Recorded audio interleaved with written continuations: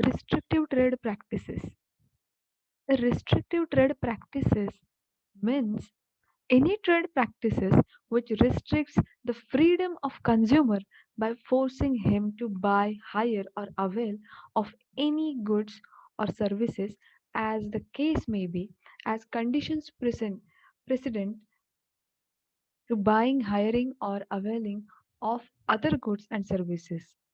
So restricted trade practices means इथे कस्टमरला एखादा प्रॉडक्ट परचेस करण्यासाठी त्याचं जे काही फ्रीडम आहे हे काढून घेतलं जातं. मीन्स कस्टमरला त्याचं जे प्रॉडक्ट त्याला परचेस करायचं आहे ते चॉईस करता येत नाही किंवा त्याला ज्या व्हरायटीज त्याला बघायच्या असतात किंवा त्याला ज्या व्हरायटी ऑफ प्रॉडक्टमधून तो प्रॉडक्ट एखादा चूज करतो, ते तिथे फॅसिलिटी दिली जात नाही. त्याला फोर्स केला जातो की yes, you have to purchase that product. त्याचं जे फ्रीडम आहे त्याच्यावर रिस्ट्रिक्शन्स येतात. त्याला फोर्स केलं जातं एखादा प्रॉडक्ट परचेस करण्यासाठी. रिस्ट्रिक्टिव्ह ट्रेड प्रॅक्टिसेसमध्ये व्हरायटी त्या कस्टमरला बघायला मिळत नाही. Thus, no trader can impose any such condition for sale of particular kind of goods or services if consumer wants to buy, hire or avail services of other goods or services.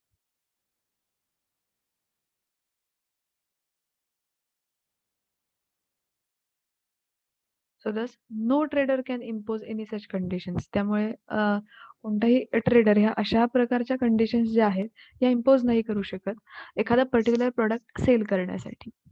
If consumer wants to buy, hire or avail the services, जर त्या कस्टमरला एखादा product purchase करत they can purchase that product.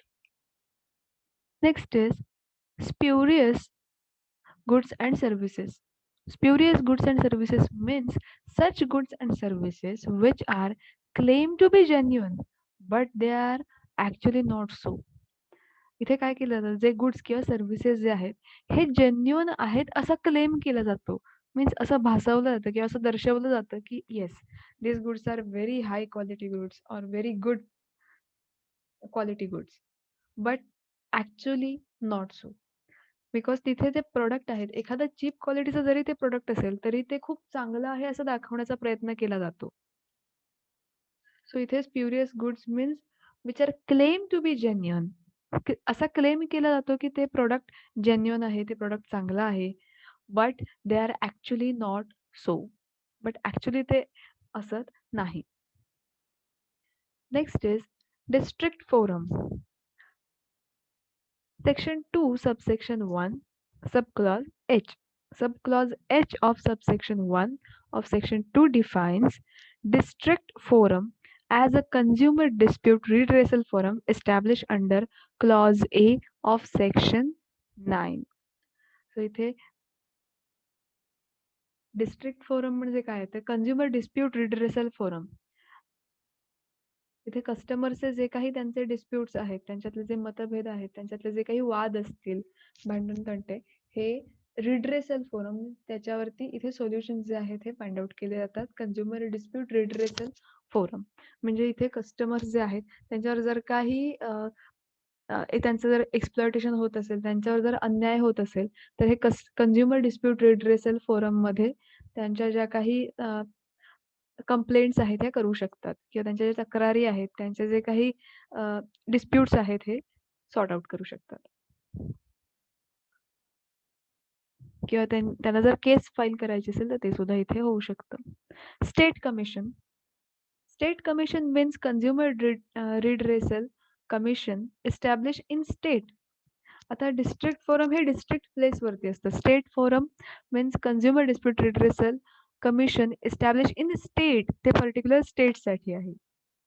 So state commission means इथे सुद्धा कस्टमरचे जे काही disputes आहेत त्यांचं इथे रिड्रेसल केलं जातं. मीन्स त्यांचं जर एक्सप्लॉयटेशन होत असेल किंवा त्यांना जर अन्याय होत असेल तर ते इथे कंप्लेंट करू शकतात किंवा त्यांची जी काही केस आहे ती फाईल करू शकतात.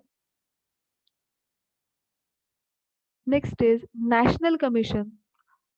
Section 2, subsection 1, subclause K. National Commission means National Consumer Dispute Redressal Commission established under clause C of section 9. इथे national commission, district forum, state commission and national commission. Basically त्यांचा बेसिक पर्पज किंवा basic M तेच आहे, की जिथे customers त्यांचे disputes जे आहेत हे अ, तिथे कंप्लेंट करू शकतात. त्यांचं जर एक्सप्लॉयटेशन झालं असेल, जर काही अनफेअर ट्रेड प्रॅक्टिसेस घडत असतील, तर अशा वेळेला ते त्यांची तक्रार जी आहे, ही कंप्लेंट जी आहे, ही ते डिस्ट्रिक्ट फोरम, स्टेट कमिशन किंवा नॅशनल कमिशनमध्ये करू शकतात. फर्स्ट प्रेफरन्स हा डिस्ट्रिक्ट फोरमला दिला जातो. जर तिथे अ, जो काही निर्णय होईल, जो काही डिसिजन होईल, जर तो डिसिजन कस्टमरच्या साइडने असेल, देन तिथे ती केस थांबते. बट जर कस्टमरला अजून जो कंप्लेनंट आहे, की ज्याचं एक्सप्लॉयटेशन झालंय, जो कंप्लेनंट आहे, त्याला जर पुढे सुद्धा अजून ती तक्रार न्यायची असेल, त्याला जर तिथे डिस्ट्रिक्ट फोरममध्ये डिसिजन जो झाला त्याच्यावर तो सॅटिस्फाईड नसेल, then he will go for state commission. If he is not satisfied with the state commission, then he will go for national commission. So असे या लेव्हल्स आहेत.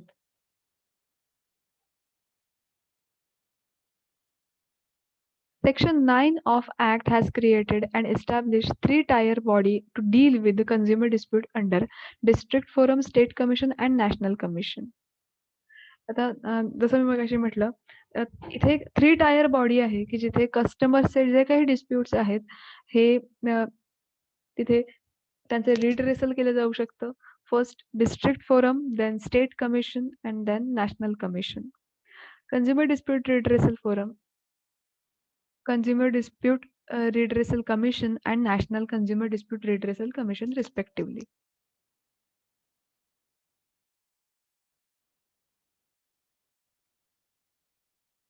Next point is Consumer Protection Council. Central Consumer Council. The object of Central Council shall be to promote and protect the rights of consumer such as the Central Consumer Councilचा basic purpose किंवा त्यांचे जे objective आहेत हे काय आहेत? To protect the rights of consumers. त्यांना कस्टमरचे जे काही राइट्स आहेत, त्यांचे जे हक्क आहेत, हे प्रोटेक्ट करायचे आहेत. मग आता ते त्यांचे राइट्स कसे आहेत ते आपण वन बाय वन बघूया. First, the right to be protected against the marketing of goods which are hazardous to life and property. कस्टमर्सच्या लाईफसाठी किंवा त्यांच्या ज्या प्रॉपर्टीसाठी असे गुड्स की जे हॅझार्डस आहेत, means they are dangerous to their life and property. तर अशा प्रॉडक्टचं जर मार्केटिंग होत असेल, तर ते मार्केटिंग थांबवू शकतात किंवा प्रोटेक्ट त्यांना केलं जाऊ शकतं. So the right to be protect against this type of goods means अशा प्रकारच्या प्रॉडक्टपासून कस्टमरना स्वतःचं स्वतःला प्रोटेक्ट करण्याचा राईट आहे. Next, the right to be inform about quality, quantity, then potency and purity standard, then price of goods, so as to protect the consumer against unfair trade practices. प्रत्येक कस्टमरला right to be inform, त्याला ती information जाणून घेण्याचा हक्क आहे. मध्ये प्रोडक्टची क्वालिटी असेल, प्रोडक्टची क्वांटिटी, प्युरिटी, स्टँडर्ड, त्या प्रोडक्टची प्राइस, हे सगळं जे आहे ही माहिती जाणून घेण्याचा हक्क त्यांच्याकडे आहे. Then as to protect the consumer against unfair trade practices, त्यांच्या बाबतीत कोणतेही अनफेअर ट्रेड प्रॅक्टिसेस होऊ नयेत यासाठी त्यांना हा राईट दिलेला आहे, द राईट टू इन्फॉर्मेशन. त्या इन्फॉर्मेशनमधून ते प्रॉडक्टची जास्तीत जास्त इन्फॉर्मेशन जी आहे ही कलेक्ट करू शकतात. Next is the right to be assured wherever the possible access to variety of goods at competitive prices. हा सुद्धा कस्टमर्सना एक राईट आहे, की ते व्हरायटी ऑफ गुड्समधून ते चॉईस करू शकतात, ते चूज करू शकतात what they want to buy or what they want to purchase. Then त्यांना कोणतं प्रॉडक्ट परचेस करायचं आहे, त्यांना कोणतं प्रॉडक्ट जे आहे त्या व्हरायटी ऑफ प्रॉडक्ट्समधून ते चूज करतात. हा राईट कस्टमर्सचा आहे. कॉम्पिटिटिव्ह प्राइजेसना मीन्स ज्या रिझनेबल प्राइजेस आहेत, तर त्या प्राइजेसना ते प्रॉडक्ट जे आहे परचेस करण्याचा कस्टमर्सना हक्क दिलेला आहे. The right to be heard and to be assured that customers' interest will receive due to consideration at appropriate forums. Right to be heard means कस्टमरची जी काही कंप्लेंट असेल, त्यांचा जो काही ओपिनियन आहे, हा त्या त्या फोरम्समध्ये त्यांना ऐकवण्याचा हक्क आहे. The right to seek redressal against unfair trade practices and unscrupulous exploitation of consumer. त्यांच्या कस्टमर्स बरोबर जर काही अनफेअर ट्रेड प्रॅक्टिसेस घडत असतील, त्यांचं एक्सप्लॉयटेशन होत असेल, तर अशा वेळेला त्यांना राईट आहे, की त्यांच्यासोबत ज्या काही अनफेअर ट्रेड प्रॅक्टिसेस होतात त्याच्या अगेन्स्ट ते कंझ्युमर प्रोटेक्शन फोरम्समध्ये जाऊन त्यांच्या ज्या काही तक्रारी आहेत, त्यांच्या ज्या काही कंप्लेंट्स आहेत हे करू शकतात. त्यांना तो कंप्लेंट करण्याचा राईट आहे.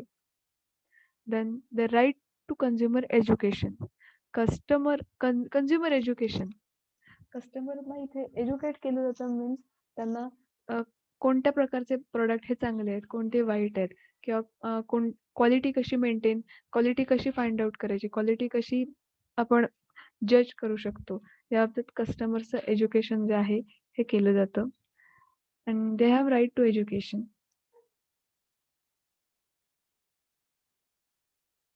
Next is procedure of Central Council. So the Central काउन्सिलची प्रोसिजर कशी आहे तर आपण वन बाय वन त्याच्या स्टेप्स बघूया. The meeting of Central Council shall be presided over the chairman. In the absence of chairman, the vice chairman shall preside over the meeting of central council. First जी meeting घेतली जाते central काउन्सिलची, त्या मीटिंगचा head कोण असणार आता chairman. जर chairman absent असतील, जर ते चेअरमन तिथे नसतील त्यावेळेला, तर व्हाईस चेअरमन जे आहेत हे मीटिंग जे ही घेणार आहेत. Then, in the absence of chairman and vice chairman, the central council shall elect a member to preside over that meeting of council. आणि जर चेअरमन आणि व्हाईस चेअरमन दोघंही नसतील, दोघंही ॲब्सेंट असतील, तर अशा वेळेला त्या मेंबर्स मधला एक मेंबर जो आहे तो इलेक्ट, तो मेंबर जो आहे हा ठरवून दिला जातो की तो मीटिंग जे ही हेल्ड करेल. That person will be held the meeting.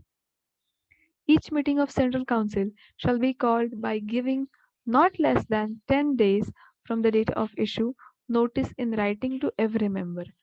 आता सेंट्रल काउन्सिलची मीटिंग घेताना प्रत्येक मेंबरला नोटीस ही गेली पाहिजे. नोटीस ही रायटिंगमध्ये असते आणि प्रत्येकाला रायटिंगमधून नोटीस गेली पाहिजे. Not less than 10 days. Meeting होण्याच्या 10 दिवस आधी कमीत कमी त्यांना नोटीस केली पाहिजे. Every notice of meeting of Central Council shall specify the place and day and hour or hour of meeting and shall contain the statement of business to be transacted right thereat. आता प्रत्येक नोटीसमध्ये ती notice जी आहे तर प्रत्येक नोटीसमध्ये meeting कुठे घेणार आहे त्याची प्लेस, देन कोणत्या दिवशी ती मीटिंग आहे तो डे, देन त्याचं टायमिंग, हे सगळं त्या नोटीसमध्ये मेन्शन केलं असलं पाहिजे. No proceedings of Central Council shall be invalid merely by reasons of existence of any vacancy or any defect of constitution of council. Next, non-official members shall be given two or from one class or second AC fare, whichever is less, daily allowance 1000 of outstation members of maximum 200 to local members.